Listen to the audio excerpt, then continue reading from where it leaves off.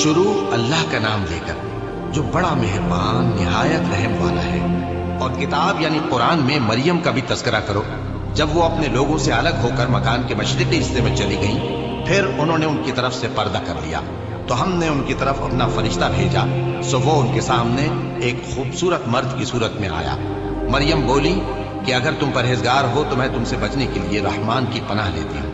فرشتے نے کہا کہ میں تو تمہارے پروردگار کا بھیجا ہوا یعنی فرشتہ ہوں، اور اس لیے آیا ہوں کہ تمہیں پاکیزہ لڑکا بخشوں۔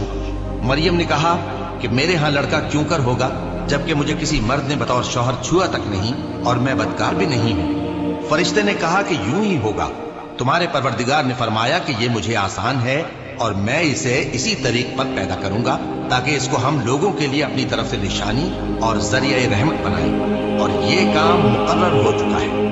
چنانچہ وہ اس بچے کے ساتھ حاملہ ہو گئی اور اسے لے کر ایک دور جگہ چلی گئی۔ پھر درد ذہ ان کو کھجور کے تنے کی طرف لے آیا، کہنے لگی کہ کاش میں اس سے پہلے مر چکتی اور بھولی بسری ہو گئی ہوتی۔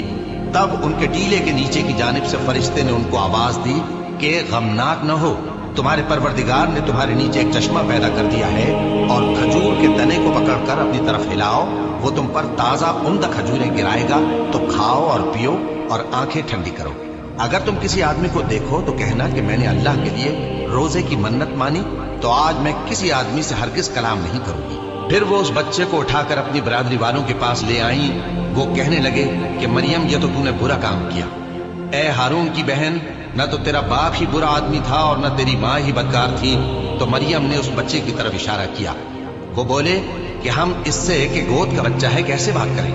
بچے نے کہا کہ میں اللہ کا بندہ ہوں، اس نے مجھے کتاب دی ہے اور نبی بنایا ہے، اور میں جہاں ہوں اور جس حال میں ہوں اس نے مجھے صاحب برکت بنایا ہے، اور جب تک زندہ ہوں مجھ کو نماز اور زکوٰۃ کا ارشاد فرمایا ہے، اور مجھے اپنی ماں کے ساتھ نیک سلوک کرنے والا بنایا ہے اور سرکش و بدبخت نہیں بنایا، اور جس دن میں پیدا ہوا اور جس دن مروں گا اور جس دن زندہ کر کے اٹھایا جاؤں گا مجھ پر سلام ہے۔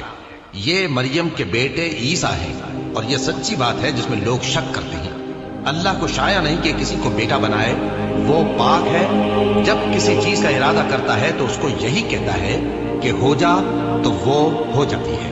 اور بے شک اللہ ہی میرا اور تمہارا پروردگار ہے، تو اسی کی عبادت کرو، یہی سیدھا رستہ ہے۔ پھر اہل کتاب کے فرقوں نے باہم اختلاف کیا، سو جو لوگ کافر